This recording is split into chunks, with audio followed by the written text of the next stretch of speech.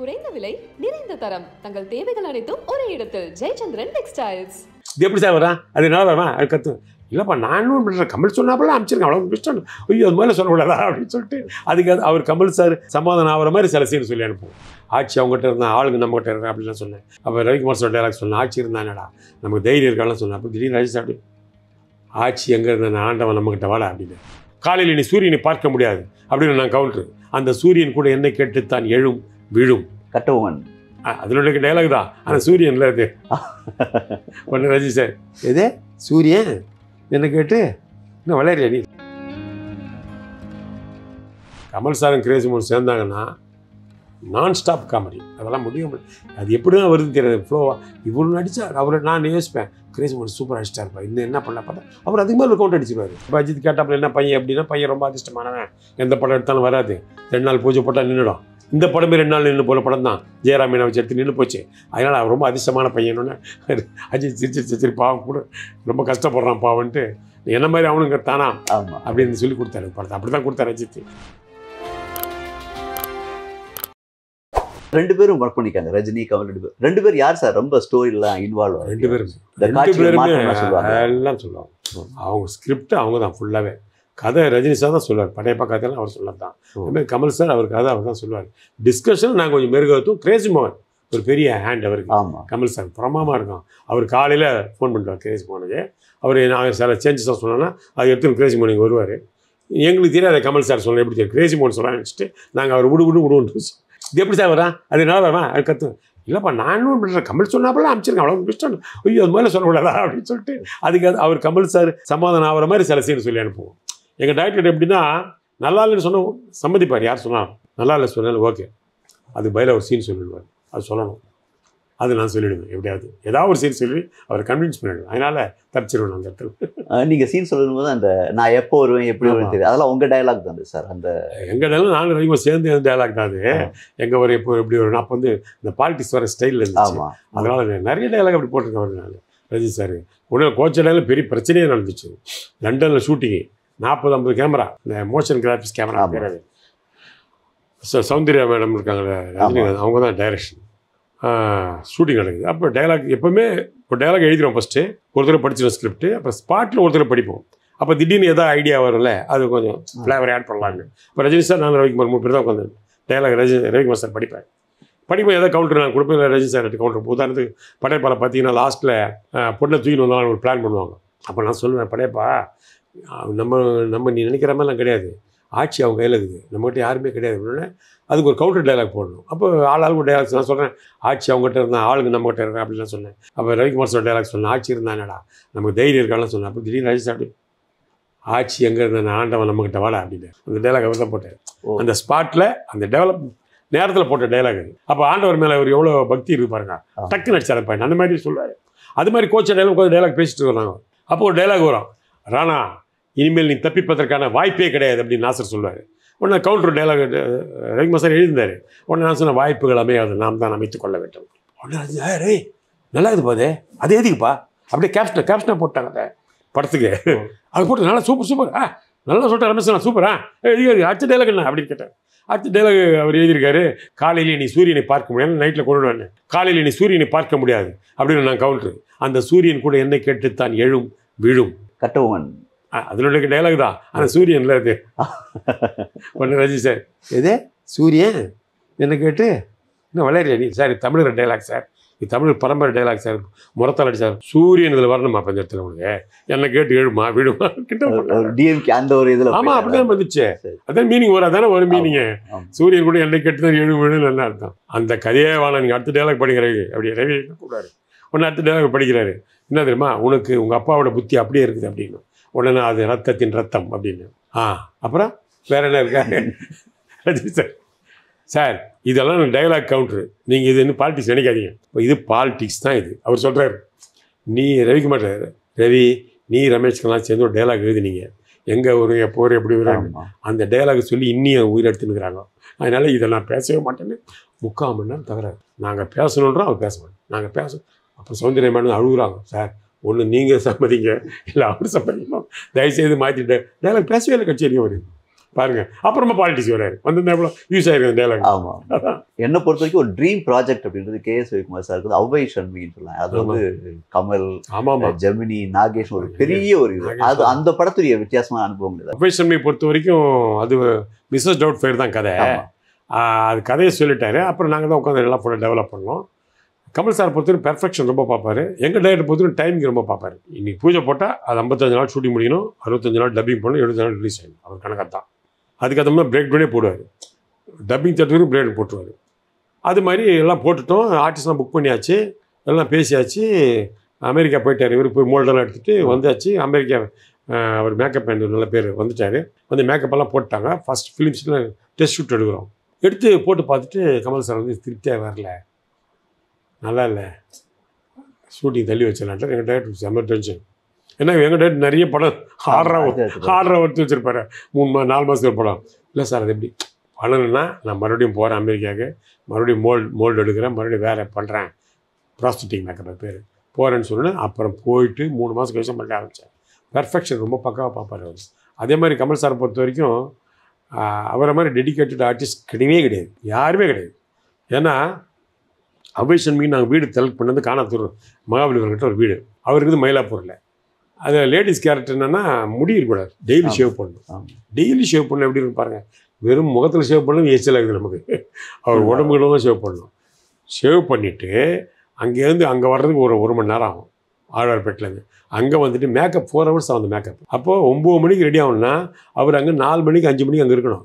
5 மணிக்கு நாங்கள் சுட டிஃபன் ரெடி பண்ணோம். ஏன்னா அதுக்கப்புறம் சாப்பிட முடியாது. மேக்கப் போட்டோம்னா அவங்க பண்ண முடியாது, ரொம்ப லைட்டாக தான் பேச முடியும். அதனால என்ன பண்ணாரு, ஜூஸ் தான் குடிப்பார். அப்போது காலைல 4 மணிக்கு எழுந்து ஷேவ் பண்ணி 5 மணிக்கு கிளம்பி 8 மணிக்கு 8:30 மணிக்கெலாம் வந்து 9 மணிக்கு மேக்கப் முடிச்சு அவ்வளோ வேலை முடிப்பார். அந்த மாதிரி 55 நாள் நடித்தார். யாரால் முடியுமா? அது நாங்களே டயர்ட் ஆகிடுவோம். அப்புறம் அதனால நாங்களும் சாப்பிட மாட்டோம். நாங்களும் 3 மணி தான் சாப்பிடுவோம். ஏன்னா 1 மணி வரைக்கும் ஷார்ட்ஸ்லாம் எடுத்துகிட்டு அப்புறம் உரிய ஆரம்பிக்கல. அப்போ லாங் ஷார்ட் மட்டும் 2 3 ஷார்ட் எடுத்து முடிச்சிடுவார். அப்புறம் தான் அவரே சாப்பிட போவார். அந்த மாதிரி டெடிக்கேட்டட் ஆர்டிஸ்ட் அது. அவர் அதெல்லாம் கிடைக்காது. அது மாதிரி படம் இன்னும் அவரே பண்ண முடியுமா தெரியலன்னா தசாவதாரம் பண்ணிட்டார். தசாவதாரம் எவ்வளோ பெரிய விஷயம், அதுவும் எவ்வளோ பெரிய விஷயம். ப்ராஸ்டிக் மேக்கப்லாம் அதெல்லாம் ஒன்று கெட்டப் எப்படி பண்ணியிருப்பாரு, பாஷா மாற்றுவார். நம்ம கிடைச்ச ஒரு கிஃப்ட்டு கமல் சார் வந்து. அதாவது சிவாஜிக்கு முன் சிவாஜிக்கு பின் அவர் சொல்லுவார், நாங்கள் சொல்லுவோம் கமல்ஹாசனுக்கு முன் கமல்ஹாசனுக்கு பின். நாங்கள் கேஎஸ் ரவிக்குமார் சார் யாரோட ரொம்ப கம்ஃபர்டபுள், கமல் கூடயா ரஜினி கூட?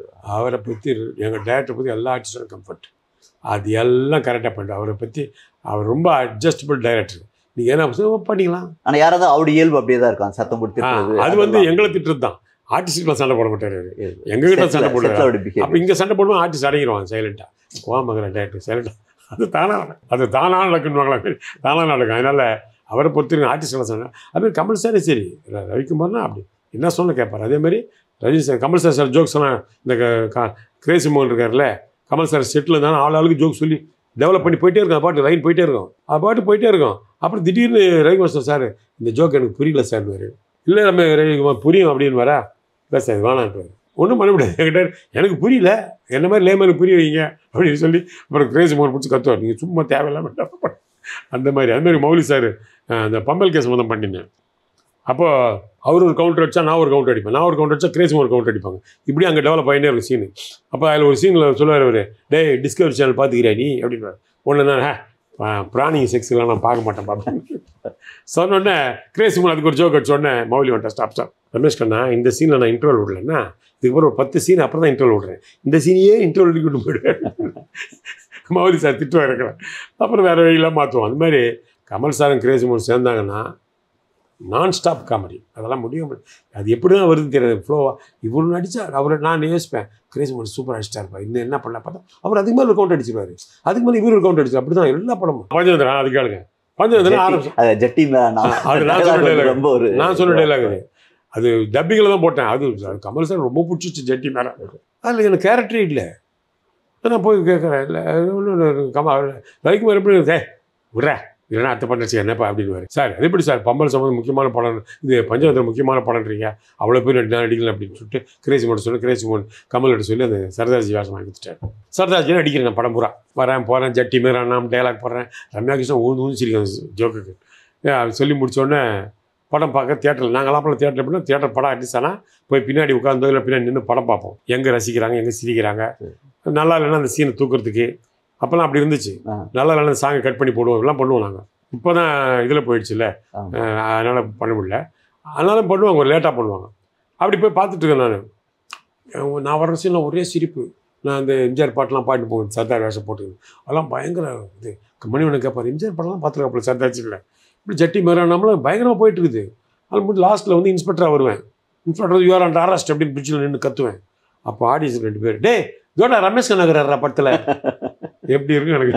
ஏன்டா பாய், அப்போ இவ்வளோ தான் நினச்சவன் நான் இல்லையாடா, ரமேஷ் கண்ணன் இப்போ தான் நான் பார்க்குறேன். ஏன்னா தாடி போட்டு யாருக்கும் அடையாளம் தெரியும் போயிடுச்சு. அப்போ போய் கமல் சார் சொன்னேன், சார் ஒருத்தருக்கும் தெரியல, இது யார் வேணாலும் தாடி போட்டுக்கலாம் சார், ஏன் சார் என்ன இப்படி ஆகிட்டீங்கன்னா. அதே மாதிரி தசாவதாரம் படம் ஆரம்பிச்சாங்க, எனக்கு பேச இல்லை. ரவிக்குமார் என்னை பற்றி கவலைப்பட மாட்டார், டிஸ்கஸ்லாம் கூடுவார். சீன் நடியா என்னடா நீ தான் நிறைய நடிக்கிற படம் போட அப்படின்னு சொல்லிடுவார். சரின்னு சொல்லிட்டு நேராக போய் என்ன பண்ணுறது. அப்போ நான் எங்கேயோ போயிட்டு ஃப்ளைட்டில் வரேன். யூஎஸ் அம்பாசிடர் லேடிஸ் அவங்க பேசினாங்க. நான் கமல் சார் கேட்டேன், அவங்க ரொம்ப கமல் சார் மீட் பண்ண ரொம்ப ஆசைப்பட்டாங்க. சரின்னு நீங்கள் வாங்க ஷூட்டிங் பார்க்கலாம் நான் கூப்பிட்டு வந்துட்டேன். கூப்பிட்டு வந்துட்டு வாகினி ஸ்டுடியோவில் ஏஎம்ல நினைக்கிறேன் போயிட்டு அவங்க இன்ட்ரடியூஸ் பண்ணிச்சு. அவங்க ஜாலி இங்கிலீஷில் அவங்க பேசிகிட்டு இருக்காங்க. அப்போ நாகேஷ் சார் வந்து எனக்கு சொல்கிறாரு, டேய் கமல் பின்றான்டா ஆக்டிங்கு, உங்களுக்கு தெரியாது, ஒரு சைனாக்கார வேஷம் போட்டு வந்தான்டா, எனக்கு யாருன்னே தெரியல, பக்கத்தில் நின்று பேசிட்டு இருக்கான், குரலும் தெரியல, குரலும் மாற்றி பேசுகிறான், அந்த கண்ணை பார்த்தாண்டா நான் கண்டுபிடிச்சேன் இது கமல்னு, அவ்வளோ டிஃப்ரெண்ட்டாக பண்ணுறான்லாம் நீங்கள் நாகேஷ் சார் சொல்கிறேன். நல்லா இருந்துச்சு. சரி முடிஞ்சோன்னே சார் வரேன் சார் அப்படின்னு. சார் ஒன்றும் இல்லை சார், நாகேஷ் சார் சொன்னார், கண்ணை பார்த்தா கண்ணு உங்களுக்கு தெரியவே இல்லையா, நீங்கள் எனக்கு தசாவரத்தில் வேஷமே கொடுக்கல, பரவாயில்ல, 10 வருஷம் ஒரு வேஷம் நான் தான் சொல்லிவிடுவேன் மக்கள்கிட்ட பேட்டியில், அவங்க நம்பிடுவாங்க நான் தான் பண்ணேன், அதனால் நீங்கள் கொடுக்கலாம் பரவாயில்ல. ஐயோ ரவி கூப்பிடு, அவன் நாளைக்கு ஒரு கூப்பிட்டுவாங்க, அவனு டாக்டர் வேஷம் மறுநாளே கூப்பிட்டார். இல்லை நான் அமைச்சு இப்போ நம்ம பேட்டி சொல்ல நம்பிடுவாங்கல்ல, எப்படி தானா, நான் தான் அந்த சைனாக்காரன் நான் தான் பண்ணேன், கமல் சும்மா வாய்ஸ் தான் கொடுத்தாலும் முடிஞ்சு போச்சு மேட்டு அப்படி சொல்லி அந்த வேஷத்தை வாங்கின விட்டேன். கமல் சார் ஜாலியாக பேசலாம், எல்லாமே ரஜினி சார்கிட்ட ஜாலியாக பேசலாம். இந்த லிங்கால பாதியில் வெளியே வந்துட்டீங்க, அந்த படம் லிங்கால பாதியில் வெளியே இல்லை, டிஸ்கஷன் முடியிற நேரத்தில் வந்துட்டேன். ஏன்னா எனக்கு கேரக்டர் இல்லைன்ட்டாங்க, எனக்கு கோவம் வந்துச்சு. ஏன்னா அதில் ஒன்று கேரக்டர் ஒன்று டெவலப் பண்ணியிருந்தேன், அந்த கேரக்டர் இருக்குது, ஆனால் அதை யாரும் சரியாக யூஸ் பண்ணல. ஒரு மஞ்சா பையோட ஒருத்தன் இருப்பான் அதில், அந்த கேரக்டர் அதில் இருப்பான் ஒருத்தன், யாரோ ஒருத்தர் பண்ணியிருப்பாங்க அதில். ஆனால் என் பேரன் நடிச்சிட்டான், பிரணவ் குமார் சொல்லிட்டு அவன் தான் அந்த கே விஸ்வநாதன் நடிச்சிட்டான். அப்போ ராதாரா சொல்லி எப்படி இருந்தாலும் ரத்தத்தை உள்ளே கொண்டாந்துடுறடா அப்படின்னு வர்றாரு, உன் பரம்பரை உள்ளே வந்துட்டுறா அப்படின்னாரு. அப்போ கேரக்டர் இல்லைன்ட்டார், அதெல்லாம் முடியாது, யூத் தான் நடிக்கணும், ஃப்ரெண்ட் தான் நடிக்கணும்னு சொன்னாங்க. சந்தானம் நடிக்கிறான், அப்போ சந்தானம் நல்லா மார்க்கெட்டுப்பா. அப்போ நான் சொன்னேன், இப்போ தான் அஜித்தோட வீரம் பண்ணிட்டு வரேன், அதை விட யூத் ரஜினி சார் அப்படின்னு சொல்லி கிண்டல் பண்ணுறேன். அவர் அதெல்லாம் முடியாதா, நீ வேணா ரஜினி சார் போய் கேட்டுக்கடா அப்படின்ட்டாரு. நான் போய் அவர்கிட்ட போய் கேட்குற மாதிரி இல்லை, அவர் பார்க்க முடியல எல்லாரும். அப்போது அந்த கேரக்டர் எப்படின்னா, நாங்களாம் ஒரு திருட்டு கும்பல். நான் திருட போகும்போது எங்கே போனாலும் திருட்டு வந்துட்டு போலீஸ் உள்ளே போய் செக் பண்ணால் அங்கே தேங்காய் பழம் ஊதுபத்திலாம் இருக்கும், வெத்தலை பார்க்கலாம், இது அந்த குரூப் தான், பிடிச்சிருவாங்க எங்களை. இது 2-3 தடவை மாட்டிடுவோம். அப்போ தான் தெரியும் நான் வந்து என்ன பண்ணுறேன், ரொம்ப பக்திமான ஒரு திருடன். நான் திருட போகும்போது பூஜை பண்ணிட்டு திருடுவேன், அது வச்சுட்டு வரலாம் கண்டுபிடிச்சேன் போலீஸ். இப்படி ஒரு கேரக்டர் டெவலப் பண்ணி வச்சுருந்தேன். அந்த கேரக்டர் பாருங்க கதையில் நல்லா வரும். அது லிங்கால லாஸ்ட்டில் வந்து கோயிலில் திருட போவாங்க. அப்போது எல்லாம் ஊர் ஜனம் வந்த உடனே என்கிட்ட கேட்டால் அந்த பஞ்சா பை இருக்கும், உடனே ஊதுபத்தி தேங்காய்லாம் வச்சு பூஜை பண்ணுவேன். அதுக்காக அதை வந்து நான் மாற்றிருக்கேன். அது அந்த ட்ராக்கை யூஸ் பண்ணல, அதனால நான் வந்துட்டேன், வேற ஒன்றும் கிடையாது. நீங்கள் அஜித்தோட நிறைய ஃப்ரெண்டை நடிச்சிருக்கீங்க, எப்படி ரஜினிகாந்த் சரத்பாபு நடிச்ச மாதிரி நீங்கள் நிறைய நடிச்சிருக்கீங்க. தானா அமைஞ்சது தான் அதெல்லாம், என்ன சொல்கிறது, காட்ஸ் கிஃப்டா, இல்லைன்னா போன ஜென்மத்து புண்ணியம் தான் இருக்கிற அஜித். ஏன்னா அஜித் கூட நான் டைரக்ட் பண்ணுறது பெரிய விஷயம். ஏன்னா காதல் கோட்டை பேர் அது பிடிச்சிட்டு என்கிட்ட சொல்கிறாங்க, கதை பண்ணுங்க சொல்லுங்கன்றாரு. நான் சொன்னேன், சார் காதல் கோட்டை ஒரு படம் வந்துக்குது, ஹீரா தேவயானி அஜித் பின்னி போகுது படம், அதனால் இது வந்து சப்ஜெக்ட் இல்லைன்னா முதல்லையே குழந்தை இருக்கும் அஜித்துக்கு முதல்ல, அதனால் வேணாம் சார் அப்படின்னு. பரவாயில்ல நீங்கள் போய் சொல்லுங்கன்றாங்க ப்ரொடியூசர்ஸ். சரி நான் போய் சொல்லிட்டு வந்துட்டேன். அப்போ அஜித் கேட்டாப்புல என்ன பையன் அப்படின்னா, பையன் ரொம்ப அதிர்ஷ்டமானவன், எந்த படம் எடுத்தாலும் வராது, 2 நாள் பூஜை போட்டால் நின்றுடும், இந்த படமே 2 நாள் நின்று போல படம் தான், ஜெயராமீனை வச்சு எடுத்து நின்று போச்சு, அதனால் அவர் ரொம்ப அதிர்ஷ்டமான பையனோன்னு அஜித் சிரிச்சு பாவம் கூட ரொம்ப கஷ்டப்படுறான் பாவன்ட்டு, என்ன மாதிரி அவனுங்க தானா அப்படின்னு சொல்லி கொடுத்தாரு படத்தை. அப்படி தான் கொடுத்தாரு அஜித். அப்புறம் என்ன ஆச்சுன்னா, அதில் நடிச்சுட்டு டைரக்ட் பண்ணி தொடரும், முன்னெடுத்து கொண்டு நடிச்சிட்டு இருக்கிறேன். அந்த நேரத்தில் பார்த்தா அஜித் அதிலையும் நடிக்கிறாரு. அடுத்த படம் நீ வருவாய், இப்போ 25th இயர் கொண்டாடப்படுறாங்க நாளைக்கும். அது மறுபடியும் அஜித். அப்புறம் பார்த்தா எல்லா படம் முன்னே கூட என்ன தெரியும், ஆஞ்சனையா எங்கே பார்த்தா evergreen friend of Ajith Kumar அப்படின்னு எழுதிட்டாங்க புக்கில். அதனால என்னாச்சு, ஃப்ரெண்டா ஒன்று அஜித்துக்கு கூப்பிட்றாங்க, அப்படி ஆயிடுச்சு. அக்கா வீர வரைக்கும் வந்து சிவா டைரக்ட் சிவா அவர் கூப்பிட்டாருன்னு சொன்னப்பா, அஜித் இப்போ எல்லாம் கூப்பிட்றதே கிடையாது, நீ கூப்பிட்ற அஜித் தான் சார் சொன்னார், நீ வாங்க அப்படி தான் போய் நடிச்சு வீர படலாம். அது ஒரு அதாச்சும் நன்றி தீர்ந்து பெற தர வர மாதிரி டைம் நல்லா தான் எல்லாம் வரும். ரஜினி சொல்லுவார் பாரது பப்பது பப்பது பாரதுன்னு அடிக்கடி. என்ன சார்னு கேட்பேன்.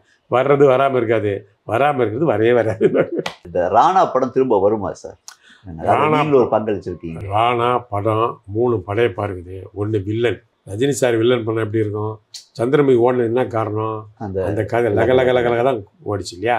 அந்த வில்லனுக்கு அவர் பண்ணால் யாருமே அதை டச் பண்ண முடியாது. அந்த வில்லனி கேரக்டர் பண்ணாருன்னா அதுமாதிரி வில்லன் கேரக்டர் ராணான்ற வில்லன் கேரக்டர். ஆக்சுவலாக சேனா தான் ஹீரோ கேரக்டர். அவங்க அப்பா தான் கதை தான் கோச்சடையாக நாங்கள் எடுத்தோம். அப்புறமா சும்மா அந்த இதுக்காக எடுத்தோம். அதனால் அது வந்தால் 3 படையப்பா. நீங்கள் கேட்டிங்களா இப்போ இன்டர்வியூ முழுமை அடையாது. ரஜினி சாரோட லைஃபே முழுமை அடையாது ராணா பண்ணலன்னா. அவர்கிட்டே சொல்லுங்க போய் முழுமை அடையாது. ஏன்னா அது மாதிரி ஒரு சப்ஜெக்ட் பண்ணவே முடியாதுமே. அவர் சொன்ன சப்ஜெக்ட் தான், ஆனால் எக்ஸ்ட்ராடினரியாக இருக்குது சப்ஜெக்ட். ஒரு சீனும் டெரராக இருக்கும். அது என்னமோ அது ஆனால் ரொம்ப கொஞ்சம் ஹெவி சப்ஜெக்ட். குதிரையில் போகணும், வால் ஃபைட்டு அதெல்லாம் இருக்குது. உடம்பு சரியில்லைன்னு கொஞ்சம் தள்ளி வச்சோம். வரும், வராமலாம் இருக்காது. அவர் வாழ்க்கை முழுமையாக சொல்லிடுங்க ராணா பண்ண. இப்போ நீங்கள் வந்து ஒரு ரைட்டராக இருந்திருக்கீங்க, ஒரு டைரக்டராக இருந்திருக்கீங்க, நடிக்கிறாரு. உங்களுக்கு ரொம்ப சாட்டிஸ்ஃபைட் ஆனது சார்? சாட்டிஸ்ஃபேக்ஷன் டைரக்ஷன் ரைட்டிங் தான். ஏன்னா நம்ம டைலாக்ஸ் பஞ்சஸ் சொல்லும்போது ஜனங்க சிரிக்கிறாங்கல்ல, அப்போ நம்மளை கற்பனை வந்து அந்த இடத்துல அப்ரிஷியேஷன் ஆகும், ஒரு சந்தோஷம் வரல. அப்போ நம்ம குழந்தை இப்போ வந்தான் கலடா பண்ணான், அவன் நல்லா பேசணும், ஒரு சந்தோஷம். அந்த மாதிரி தான் அது. ஒரு உதாரணத்துக்கு ஆண் பாவத்தில் டைலாக் எழுது. ஆண் பாவம் நிறைய ஆண் பாவம் டைட்டில் நான் தான் வச்சுருந்தேன். என் டைட்டில் தான் ஆண் பாவம். சீதா பேர் நான் தான் வச்சேன். அது மாதிரி டைலாக் நிறைய எழுதியிருப்பேன். அதில் ஒரு டைலாக், முக்கியமான டைலாக், உங்கள் அம்மா நான் கட்டிக்கலாம், எங்கள் அம்மா நீ கட்டிக்கூடாது. அதெல்லாம் விக்ரம் சார் அப்புறம் சொல்ல ரொம்ப காலத்துக்கு அப்புறம் நான் காலேஜ் படிப்பு பார்த்தேன், சீட்டில் வந்து எழுந்து குச்சேன் ரமேஷ் கண்ணா அப்படிங்குவாரு. அந்த மாதிரி அதுதான் ஒரு சாட்டிஸ்ஃபேக்ஷன். ரைட்டிங் டைரக்ஷன் ரொம்ப சாட்டிஸ்ஃபேக்ஷன் இருக்கும். இது ஈஸியாக இருக்குது, அவ்வளோதான். இந்த 40 இயர்ஸ் ஏதாவது ரெக்ரெட்ஸ் இருக்கா சார் உங்களுக்கு? ரெக்ரெட்ஸ் இப்போ நீங்கள் சொன்னதான் பெரிய ரெக்ரெட் ஆகிப்போச்சு. அந்த படம் இல்லையா சிவாஜி படம் சொன்ன பிறகு பயங்கர நைட்டாலாம் தூக்கம் வர மாட்டேங்குது. இப்போ நினச்சிக்கிறீங்க ஏன்டா அந்த படம் மிஸ் ஆச்சு, ஷூட்டிங்காவது நின்றுருக்கலாமே, ஒரு பேர் இருந்திருக்கலாம் சிவாஜி சார் ஸ்கிரிப்ட் எழுதிருக்கேன்னு. அது பெரிய ரெக்ரெட்டாக இப்போ தோணுது. அப்போ எனக்கு தெரியாது, உங்கள் பேட்டி வரவா எனக்கு அது தெரியவே தெரியாது, மறந்து போச்சு எனக்கு. ஆக்சுவலாக எழுதுன ஸ்கிரிப்டெல்லாம் எழுதுனாலும் தெரியும், மறந்து போச்சு. சொன்னப்போ ஆமாண்டா நம்ம பண்ண படம் சப்ஜெக்ட். ஏன்னா ஷூட்டிங்கை போல பூஜையை போல எப்படி ஞாபகம் இருக்கும். இவ்வளோ நேரம் உங்களுடைய அனுபவங்களை பற்றி சொன்னது மிக்க நன்றி சார். ரொம்ப தேங்க்ஸ், வாழ்த்துக்கள், நன்றி.